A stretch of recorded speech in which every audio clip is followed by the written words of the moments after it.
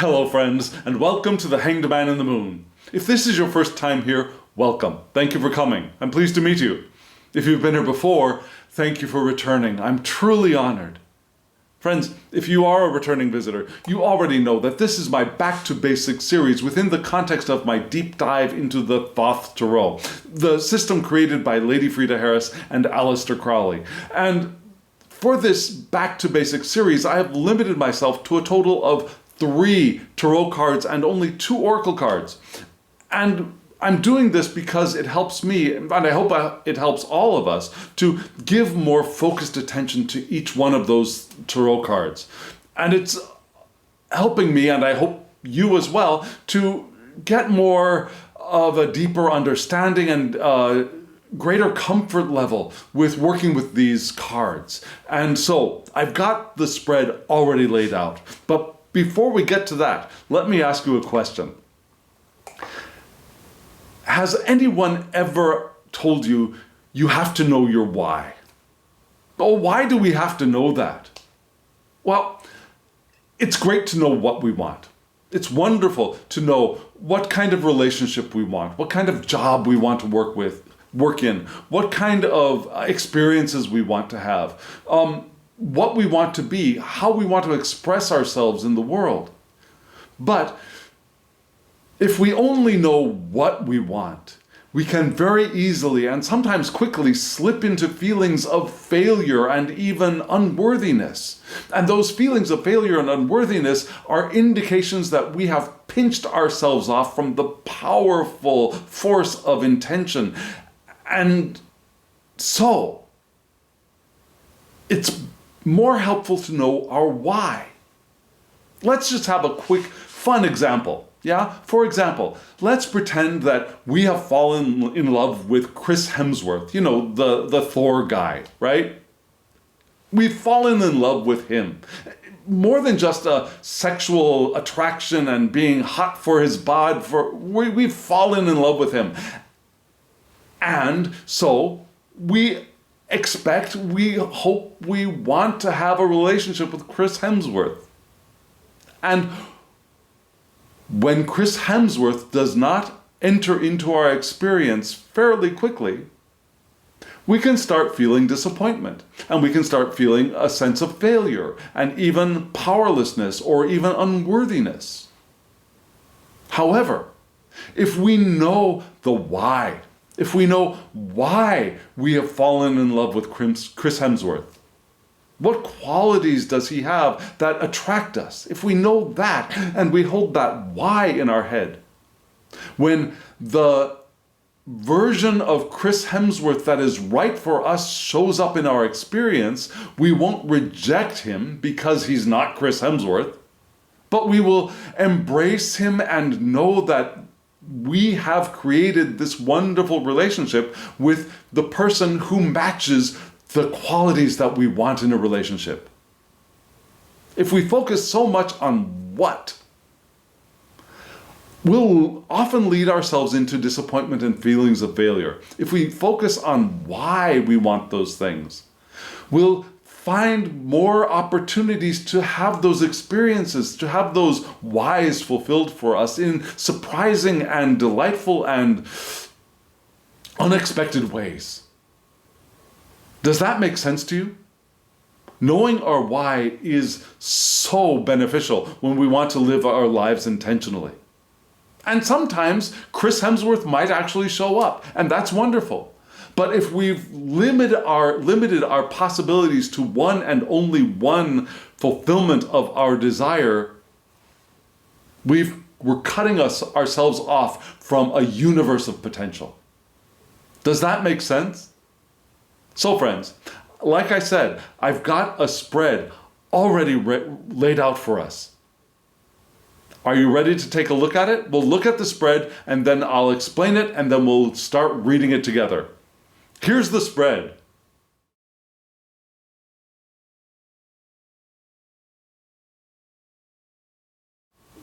I hope you weren't expecting Chris Hemsworth to show up there in the spread. So that was the spread.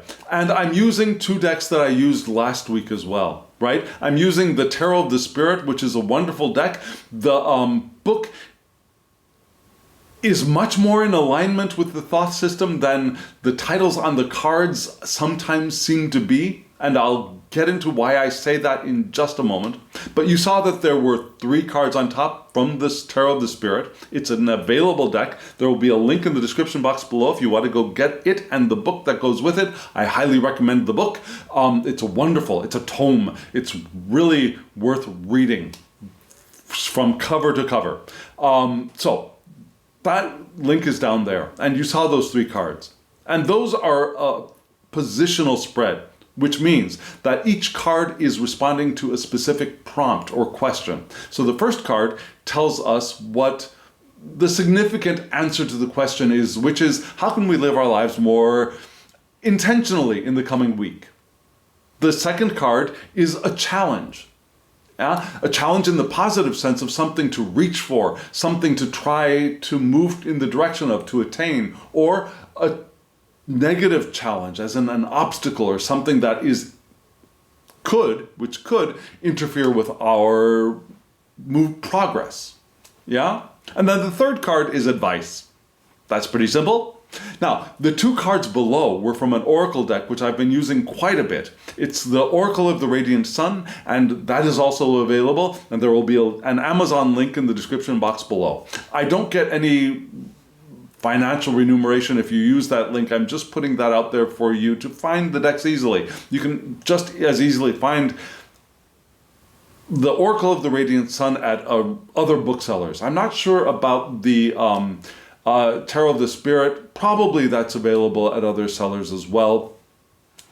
The easiest place for me to find links was Amazon, so there they are. And so that's the way we're going to read this spread. The 3 cards on the top, read positionally. We'll look at those first, and then we'll look at the 2 oracle cards below, which will give us either some advice or perhaps another layer of meaning to the 3 tarot cards. Does that make sense? Okay, so friends, here are the 3 cards from the top once more for you to check, and then we will read them together. Here we go.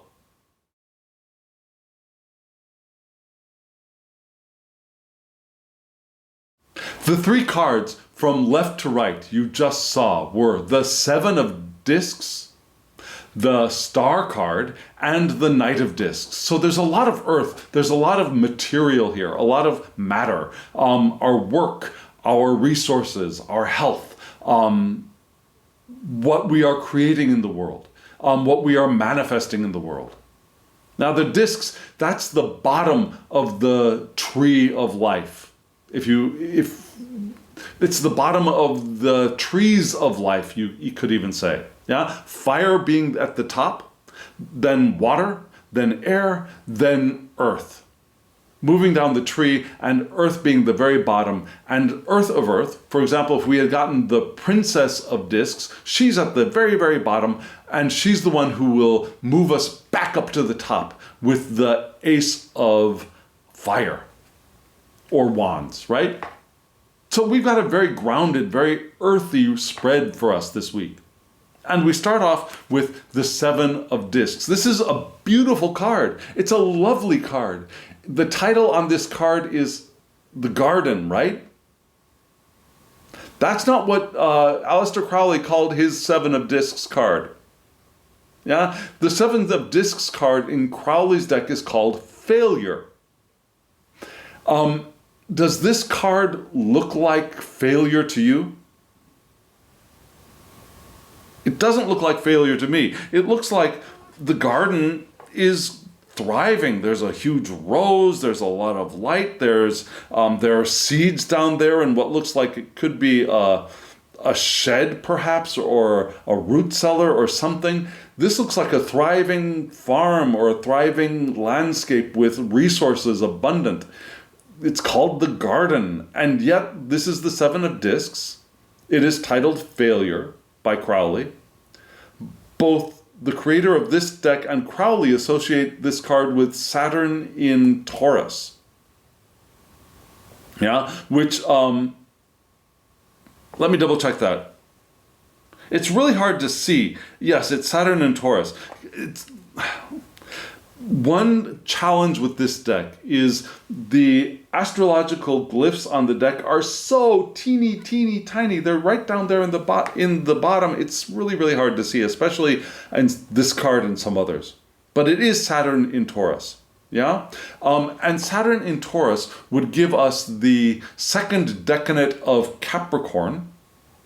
So we'd have the fixed aspect of mutable Earth's vital attributes entering our world. Wait a second. So let's see. Saturn of Taurus. That would not give us an exaltation. And okay, so we'd get a complement from that. And I forgot to look up the complement and it slipped my mind. Yeah. But Saturn is the planet of Taurus, of Capricorn, and no, I'm wrong. I'm so wrong. Just a second. I didn't write this out fully, and my brain just flatulated right there in front of you. Okay, so this is the Saturn decadent of Taurus, which means it is the third decadent of Taurus, which means we do have the fixed aspect of cardinal Earth's vital attributes entering our world. The fixed aspects of cardinal Earth's vital attributes. Yeah, Capricorn is cardinal Earth. Taurus is fixed Earth. So the fixed aspect, the third decadent of Taurus. And so we do have an exaltation of Venus in Pisces, which is weird. Why? Why Venus? Because Venus is domiciled within Taurus. So Venus is exalted in Pisces, and so that's what we have here, the exaltation of Venus in Pisces. Now, that doesn't really, so Pisces and Taurus will show up in the, and also, Mercury comes later, will show up in the oracle cards when we get to those. So Pisces is emphasized a little bit, as well as Taurus. So, when Saturn is in Taurus, we could get a very disciplined and patient, but often overly cautious with money kind of person. Now, someone who's a little bit too wary about how they use their resources. It could be cash money, but it could also be other resources that they have, right? They're disciplined, they're patient, but they're not really able to take a chance with what they've got. A little overly cautious, right? Which is not to say that's a bad thing, but it can be limiting. Which is interesting because Crowley says of the Seven of Discs that this is the weakness of will to work on something to the end. And part of working on something to the end is the willing to take chances and invest those resources to move in the direction of completion or fulfillment of whatever it is we're focusing on. Crowley also says that there might be no vision of how to complete what has been begun. So it might not be just the not being able to work to the end. We might not even be able to see how to get there. So we've got a lack of focus or direction here. And it's that which gives us the sense of failure. Now, it's not like you did something and it wasn't accepted. It's that something is unable to be completed. Or it could be that we're not putting in the effort. We're just not putting in the work, right? Maybe we don't even have a dream about it anymore. Maybe we have emptied and lost ourselves in the midst of the process of moving in the direction of what we wanted. So now do you understand why I say know your why? If we don't know our why, this can happen to us. Now, I keep showing you this card, and this card doesn't look like that, does it? Which is interesting, because the creator of this deck recognizes that the card in the guidebook recognizes that this card is failure. And I just don't see it in this card. Yeah, the creator of the deck says failure doesn't mean regression. There's a better, more rewarding path available to us. We want to listen to our heart to make our choices. Another way of saying, know your why. Why am I doing this? Why did I get started on this in the first place? What is my heart calling me to? Not what is the result I'm expecting. What is my heart calling me to? Yeah, we want to know that we can create our own sense of success or failure. And so, if we're feeling failure, it's because we have created that for ourselves. It's not an objective failure. There is no failure. There is no failure. We never get it wrong. Why? Because we never get it done. Yeah, maybe this thing that maybe I tried to make some work of art and I didn't like the way it was going. I call it a failure. But the only way that will actually be a failure, well, there are two ways. One is that I throw it away, I trash it, and I never paint again. Then, yes, I have created failure. The second one is that I look at it, I just stop and I say, this is a failure, and I don't touch it again. Then that project, I have created failure around that project. If I know why I've painted this much this far, maybe my heart will tell me what to do next. And yeah, sometimes it is trashing the piece because it was a learning experience, and I've learned that doing what I was feeling in the way that I did it is not the best way to do it, and I've learned that, and I can do it a different way the next time. And so it's not failure, it's just I haven't gotten it done yet, right? That's what we're saying here. We want to admit that we know what we want and then go attain it. Knowing our why, not focusing on the what, but the why. Knowing the why is what will bring us from those feelings of failure, around those feelings of failure, through those feelings of failure.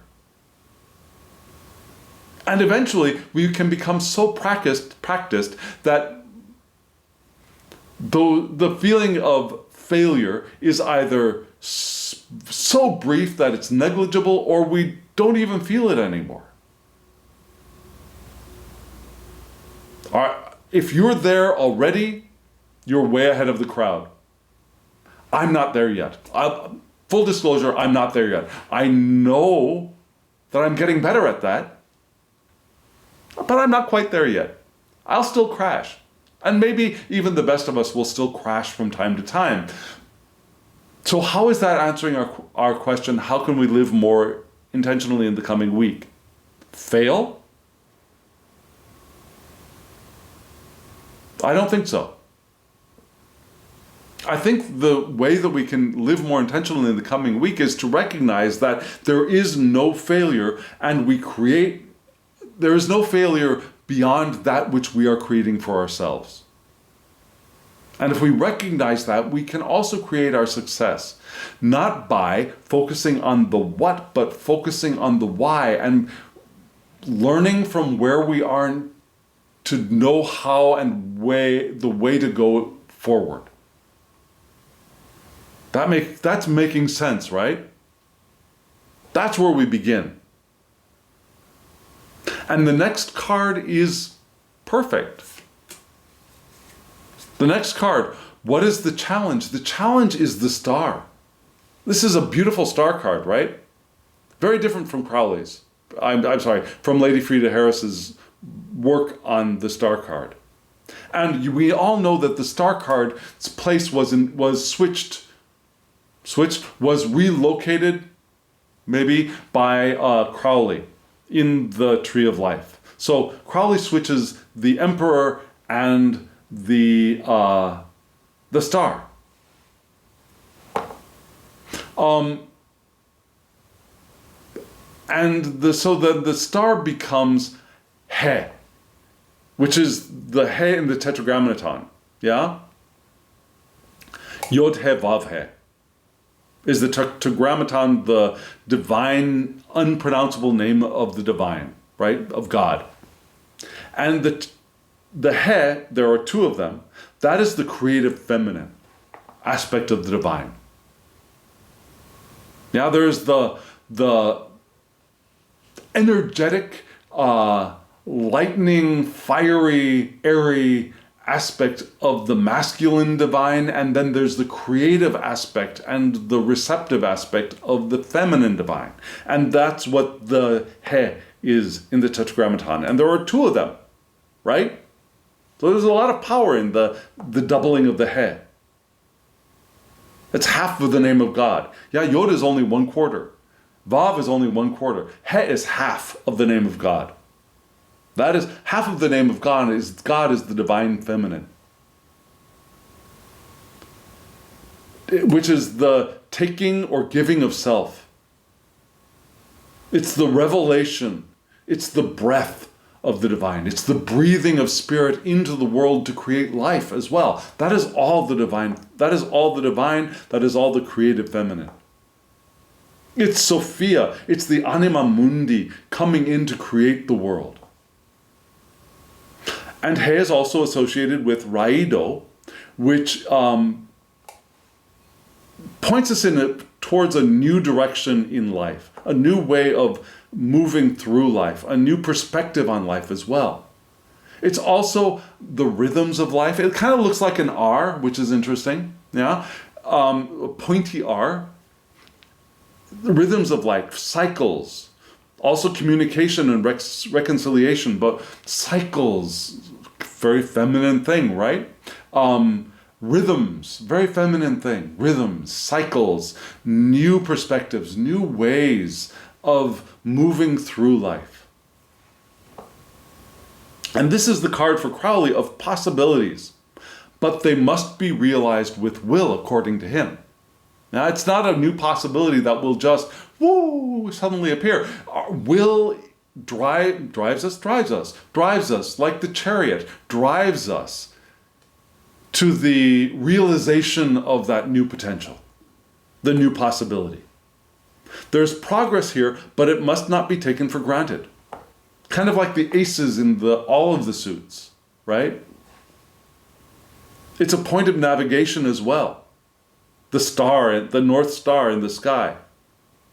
Moving in the direction of our goal, knowing that there's no real goal, like an end point or a finish line. There are milestones. There are posts along the way which say, yes, this is the experience I wanted. Yes, this is another experience that I wanted. And I'm still moving with the powerful current of my intention. And that is the challenge here. Yeah? To be individuals, to engage our will, to have a clear vision, to feel our ambition in the positive sense of ambition, being ambitious, moving in the direction of our challenge, our desire, our dream, moving up the mountain, the realization of our hope, but knowing that it engages our willpower and that we want to keep our attention on it and not take it for granted. And we have the star, we have that which will navigate us, and that is probably our hearts, as indicated by the previous card. Knowing our why, that is as indicated by the previous card. So, the creator of this deck in particular is saying, follow our own star. Meditate on our own nature, and that will reveal to us what it is, why. Not what it is, why we want to have the experiences we want. Why we want to be who we want to be. Why we want to love who we want to love. Now, meditate on who we are, and that will be, we will realize that. I almost moved into the passive. That will be revealed to us, but there is no, we want to be active here, right? We will realize that. There's a great secret that will be revealed. The key to our own creative powers is revealed here in the star card. How? By meditating on our own nature, by following our hearts, by knowing our why. That's the challenge for this period of time.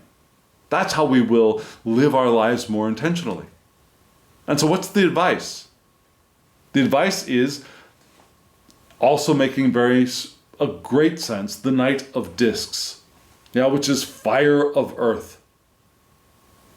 And it's also Virgo, which is the domicile of Mercury. And Mercury is going to show up in the cards below, in the oracle cards. So this card is emphasized, and the Seven of Discs is emphasized. Both of those are very strongly emphasized or echoed, or we're reminded of those astrological attributions through the oracle cards below. But let's get back to the Knight of Discs. This is a beautiful Knight of Discs, very fiery looking Knight of Discs, isn't he? Yeah, that energy coming up from below. V for victory, perhaps even. And because this is Mercury in Virgo, we have mutable Earth's vital attributes entering our reading. So we had fixed Earth and cardinal Earth in the Seven of Discs, Saturn being in Taurus, and here with Mercury being in Virgo, we have mutable Earth. All of the Earth aspects are here in this spread.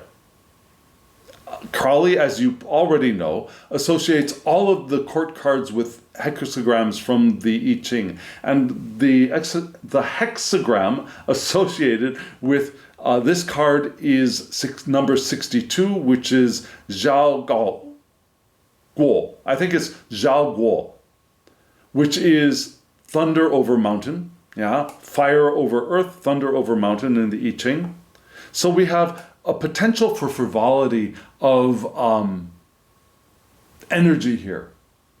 There's a potential for using our energy in a frivolous or unproductive way, which is something we want to be aware of.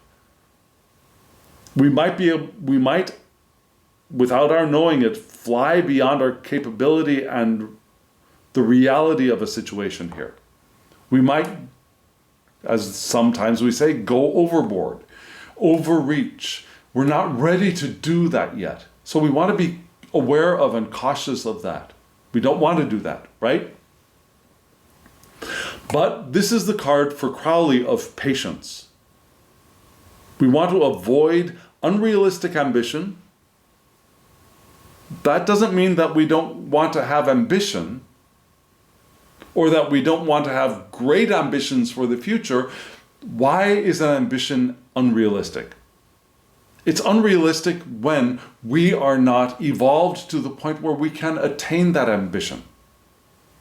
It doesn't mean that we will never evolve to the point where we can attain that vision, that ambition, but right now, at this point in time, that is beyond our evolutionary state.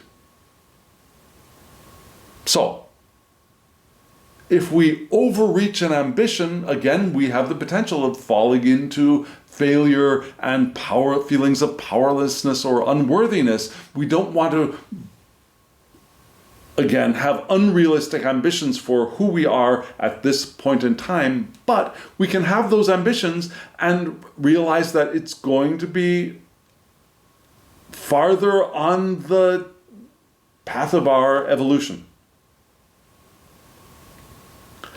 Idle dreams. Be careful of idle dreams, but dream. Don't waste time, but dream creatively. And if that ambition, which we are not evolved enough to fulfill at this moment or soon, is an ambition that pulls us forward in excitement and fascination, that's a good thing. That's not what Crowley is warning us against.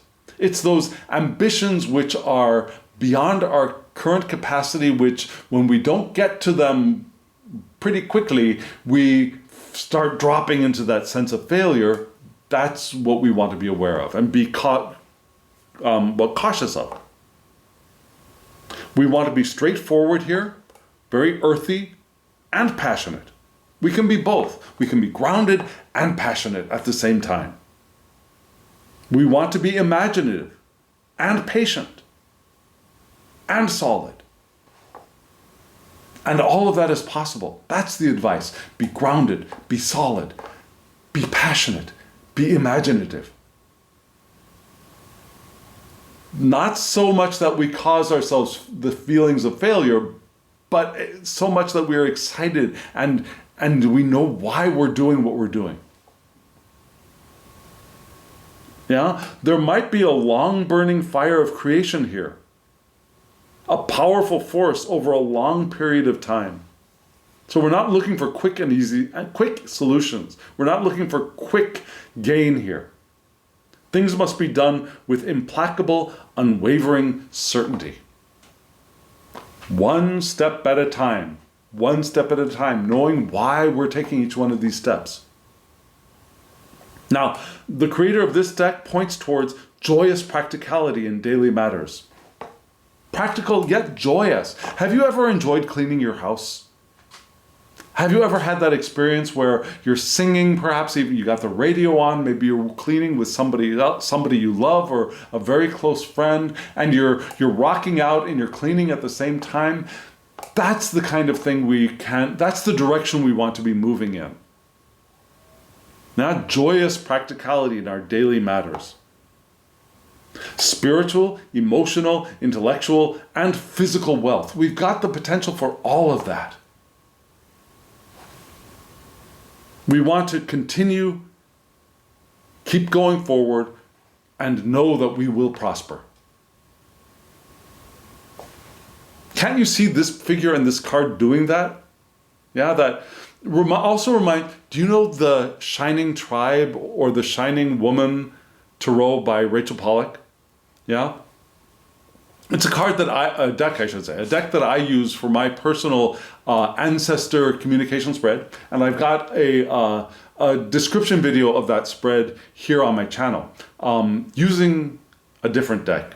Because when I was developing that spread, I wasn't ready to start reading with the Rachel Pollack deck because it is so different from other decks that I wanted to study it before I actually used that one on a video showing people the spread. So I used an RWS based deck for that spread. But right now I'm using her Shining Tribe Tarot as my ancestor communication spread.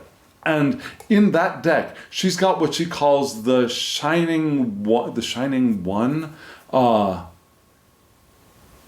I think it's the Shining One glyph, which is basically a person in this position.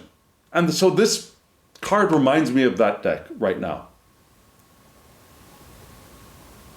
Beautiful, beautiful card.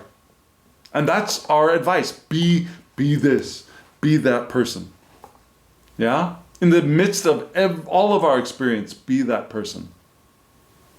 So friends, we've got two cards for advice, right? From the Oracle deck. I'll show you those two cards and let's read them together. Here they are.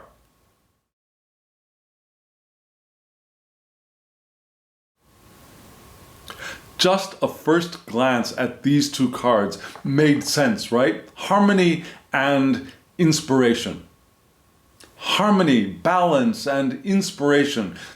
We got that from the Knight of Discs card above, right? We got that from the Star card as well. We even got that a little bit from the Seven of Discs card. But we want both of those. And we start off with the Harmony card, which is the Sun in Libra.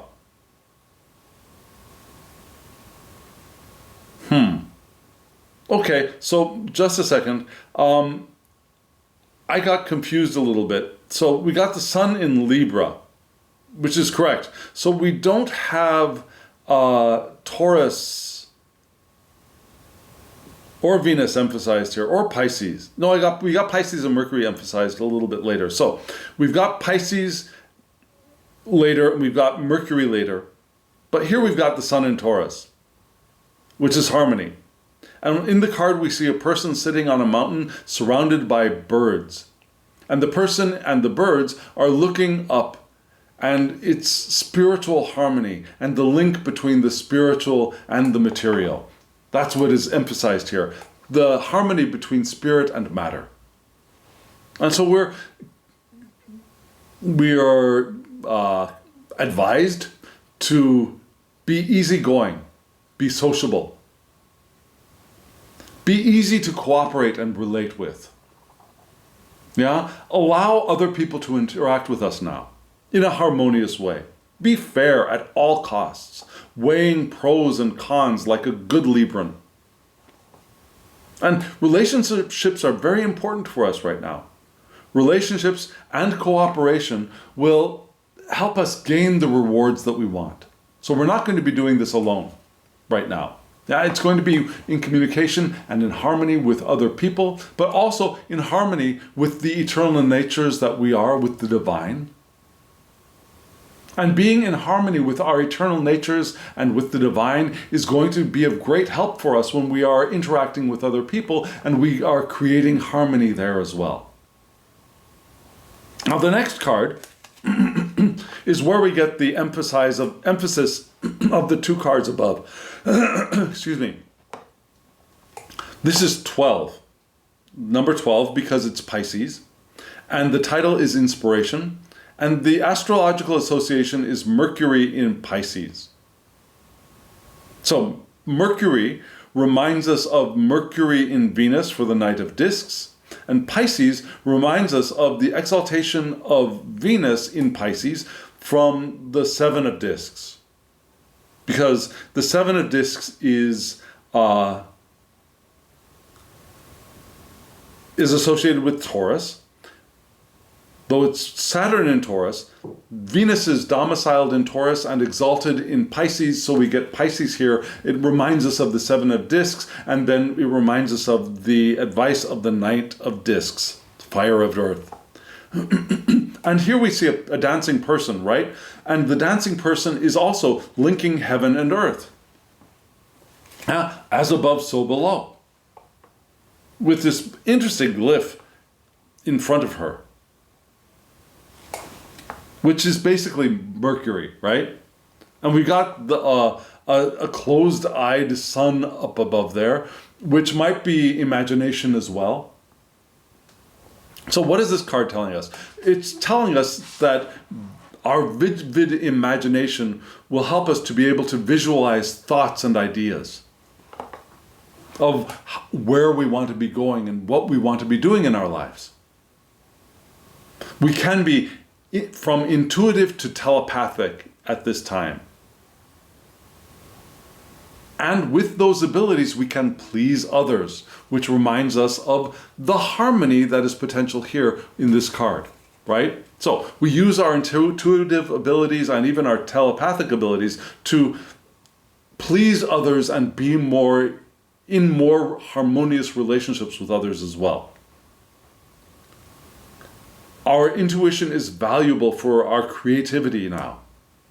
And our imagination can be put to use if we share it with other people. We don't want to keep our imagination to ourselves and just imagine in our heads. Right now is the time for sharing those dreams and those possibilities with other people in a harmonious way. Because the answers are already known, but we still need to face up to them. Because maybe the answers are not the common answers. Maybe they're not the common path. We need to face up to our own way of being in the world and our own way of interacting with the people and the environment that we are working in and living in and experiencing in. Right? So this looks like really strong advice, emphasizing both the challenge of the Seven of Discs to be able to move past that potential for failure, with the advice of the Knight of Discs By doing that, being in harmony, linking heaven and earth, and linking ourselves and other people, and sharing our emotions, our emotions maybe, but our intuition and our thoughts, and being of help to other people. Being fair at all costs will get us moving in the direction that we want to be moving. If we've paused because we've sunk into a momentary, hopefully momentary pit of feelings of failure. Because we've forgotten our why. Right? Doesn't this seem like a really powerful reading? A really powerful message for us? I think it does. If you agree, let me know in the comments below. If you disagree, let me know in the comments below. If you've got some other idea, some other information that you extracted from this spread, let us all know. We'd all love to hear from that. From you. And if you want a reading from me, my email address is below. Shoot me an email. That's probably the best way. Or you can let me know in the comments below and we'll find a way to get you a reading. Okay? Okay. So friends, here we are. End of the reading. Yeah. Thank you. Thank you for being here. Thank you for hitting the thumbs up button and subscribing to the channel too. That helps other people find us for our community to grow. And so I thank you for doing that. And now, as always, I wish you love, joy, well-being, and pure awareness. Thank you.